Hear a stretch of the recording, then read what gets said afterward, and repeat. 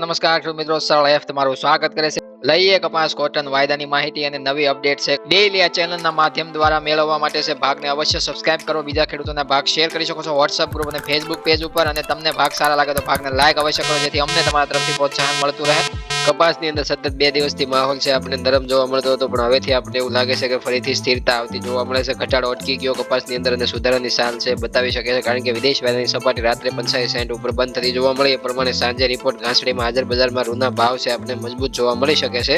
આજના કપાસ ભાવની ચર્ચા કરીએ તો આજે છે 1250 રૂપિયાથી લઈને 1400 રૂપિયા સુધી જનરલ કેટેગરીમાં કપાસના ભાવ છે જોવા મળી શકે છે. સારા માલમાં સારા ભાવ, નબળી ક્વોલિટીમાં ઘટેલા ભાવ છે જોવા મળી શકે છે. એવી રીતે A1 સુપર ક્વોલિટી 4G સારા ઉતારાવાળા કપાસની વાત કરીએ તો એની અંદર ભાવ છે 1400 રૂપિયાથી લઈને 1445, 55 અને 65 રૂપિયા સુધી છે આપણે જોવા મળી શકે, કારણ કે 1445 થી 55 વચ્ચે છે ગામડે બજાર જોવા મળી શકે છે, અને 65 રૂપિયા સુધી ઊંચામાં છે યાર્ડોની અંદર જોવા મળી શકે. અલગ અલગ ગુજરાતના ખૂણે ખૂણે આપણે જોઈએ તો બજાર છે આપણે સ્ટેબલ થતું અથવા તો ઘટતું અટકી ગયું છે. આજે જોઈએ અલગ અલગ રાજ્યોમાંથી કેવી આપણને આવક જોવા મળી ઘાસડીની અંદર, અને વેચવાલી છે ગુજરાત રાજ્યભરની અંદર 2 લાખ મણની ઉપર જ આપણને જોવા મળે છે. એ પ્રમાણે આપણે અલગ અલગ રાજ્યોમાં કેવી જોવા મળે છે ઘાસડીની અંદર છે આપણે કન્વર્ટ કરીને જોઈએ તો સ્ટેટ વાઇઝ એસ્ટિમેટેડ કોટન અરાવસની વાત કરીએ તો દેશની અંદર આવક ગુજરાતમાં સૌપ્રથમ જોઈએ તો 31 જાન્યુઆરીના રોજ સાંજે રિપોર્ટની અંદર 48,000 ઘાસડીની આવક દર્શાવવામાં આવી છે. મહારાષ્ટ્રની ચર્ચા કરીએ તો 60,000 ઘાસડીની આવક જોવા મળે છે. એવી રીતના મધ્યપ્રદેશની વાત કરીએ તો 14,000 ઘાસડીની આવક જોવા મળે છે. કર્ણાટકની વાત કરીએ તો 17,000 ઘાસડીની આવક જોવા મળે છે. તેલંગાણાની વાત કરીએ તો 35,000 ઘાસડીની આવક જોવા મળે છે. આંધ્રપ્રદેશની વાત કરીએ તો 6,000 ઘાસડીની આવક જોવા મળે છે.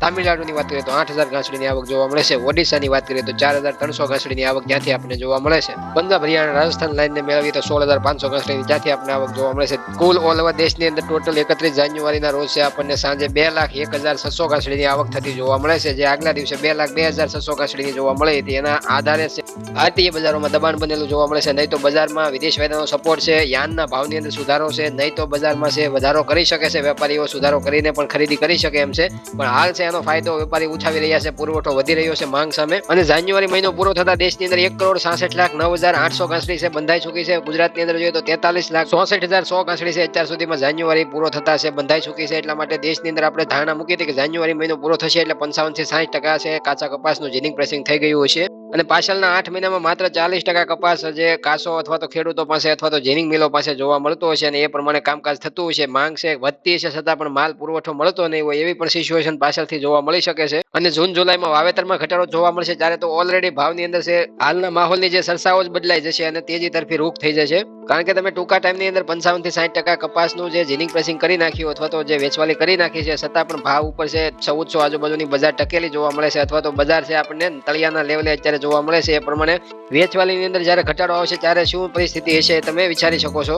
રૂના ભાવની છે આપણે સાંજના રિપોર્ટમાં ચર્ચા કરેલી છે, તો તમામ રાજ્યોની અંદર કેવી આપણે રૂના ભાવની જે અત્યારે હાલની જે સ્થિતિ જોવા મળે છે એ પ્રમાણે ગુજરાતના 29 mm ભાવ જોઈએ તો 55,000 થી 55,500 રૂપિયા ભાવ ચાલે છે. એની અંદર કદાચ સાંજના રિપોર્ટમાં છે કદાચ આજે વધારો થઈને જોવા મળે એવી હાલ અમારી સંભાવના છે, કારણ કે વિદેશ વેપારનું લેવલ સારું એવું બનેલું છે. હવે જોઈએ આપણે કોટન અમેરિકન આઈસ ફ્યુચર વાયદાની અંદર આપણે ક્લોઝિંગ સપાટી બંધ સપાટી છે રાત્રે કેવી જોવા મળી છે. તો માર્ચ કોન્ટ્રાક્ટની અંદર છે આપણે જોઈ શકીએ ઓપનિંગ વાયદાની અંદર 84.68 સેન્ટની જોવા મળી. ઊંચા મતલબની રાતભર સ્થિતિ જોઈએ તો 85.37 સેન્ટની બતાવવામાં આવી. ઇન્ટરડેમાં વાયદો છે આપણને ટ્રેડિંગ રેન્જમાં છે આપણે 84.50 સેન્ટની તળિયાની સપાટી બતાવવામાં સક્ષમ રહ્યો, અને વાયદો રાત્રે બંધ થયો સેટલ થયો 85.17 સેન્ટના લેવલે વાયદો છે આપણને 0.39% મજબૂતી સાથે છે સારા એવા વોલ્યુમ સાથે છે વાયદો બંધ થતો જોવા મળે છે.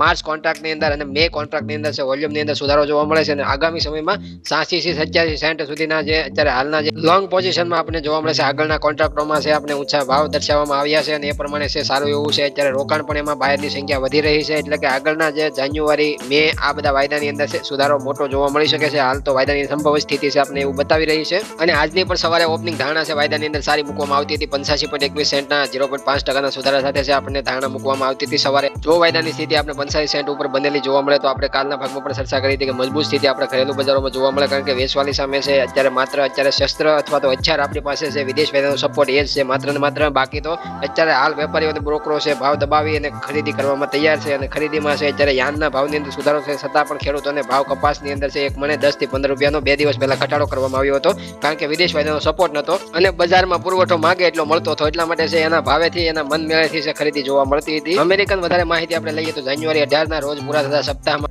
2,07,000 ઘાસડીનું અપલેન્ડ એટલે કે સાદા કપાસનું વેચાણ કર્યું હતું. કોટન ફ્યુચર છેલ્લા 7 ટ્રેડિંગ સેશનમાં સતત ઊંચા સ્તરે છે આપણે સમાપ્ત થવામાં સફળ રહ્યા હતા. મજબૂત નિકાસ વેચાણ અહેવાલ અને સુધારેલા ટેકનિકલ આઉટલુક કારણે માર્ચ ફ્યુચર સપ્તાહના અંતે નોંધપાત્ર લાભો સાથે ગયા હતા. સોમવારે ભાવ આગળ વધવાનું ચાલુ રાખ્યું હતું, પરંતુ મંગળવારે વાયદાની અંદર નજીવો પાછો ખેંચવામાં આવ્યો હતો અને ફરીથી વાયદાની અંદર અત્યારે હાલ સુધારો જોવા મળે છે. યુએસમાં વધેલી માંગની પૂછપરછ અને સંભવિત રીતે ઓછા કપાસના સ્ટોક અહેવાલોના આ અઠવાડિયે ફ્યુચર્સ ગ્રાઉન્ડ મેળવવા મદદ કરી રહ્યા છે અને બજારમાં છે આપણે સુધારાની ચાલ બતાવવા માટે છે. વાયદાની અંદર છે બુધવાર સુધીમાં છે કપાસના ફ્યુચર પ્રતિકારકને આગળ ધપવા માટે સફળ થયા હતા અને વધુમાં જોઈએ તો ઓક્ટોબર 2023 પછી પ્રથમવાર પહેલી વખત છે પાઉન્ડ દીઠ આપણે 85 સેન્ટ ઉપરના ભાવ સાથે વાયદો બંધ થતો જોવા મળ્યો હતો. અન્ય આદરણીય નિકાસ વેચાણ અહેવાલ અને મજબૂત ટેકનિકલ સંકેતો બહાર પાડવામાં આવ્યા પછી ભાવ સતત વધ્યા અને સપ્તાહ મજબૂત રહ્યા. 25મી જાન્યુઆરીના રોજ પૂરા થયેલા સપ્તાહ માર્ચ ફ્યુચર પાઉન્ડ દીઠ 85.76 સેન્ટ પર સેટલ થયા હતા, જે અગાઉના સપ્તાહની સરખામણીમાં 325 પોઈન્ટ વધુ હતા. વોલ્યુમ આ અઠવાડિયે જંગી હતું અને પાછલા શુક્રવારમાં માર્ચ કોન્ટ્રાક્ટ પર અત્યાર સુધીમાં સૌથી વધુ વોલ્યુમ ટ્રેડ થયું હતું એવું આપણને હાલ જોવા મળે છે, કારણ કે સારું એવું વોલ્યુમ છે આખા અઠવાડિયામાં આપણને જોવા મળ્યું છે. એટલે કે કુલ ઓપન ઇન્ટરેસ્ટની અંદર છે અત્યાર સુધીમાં સૌથી વધારે પડતું વોલ્યુમ અને કુલ ઓપન ઇન્ટરેસ્ટમાં બીજા 28,483 કોન્ટ્રાક્ટ ઉમેરો થયો છે અને 2,37,753 સુધી પહોંચવામાં સફળ રહ્યા છે, જે નવેમ્બર 2023 પછીના સર્વોત્તમ સ્તરે છે આપણને જોવા મળે છે.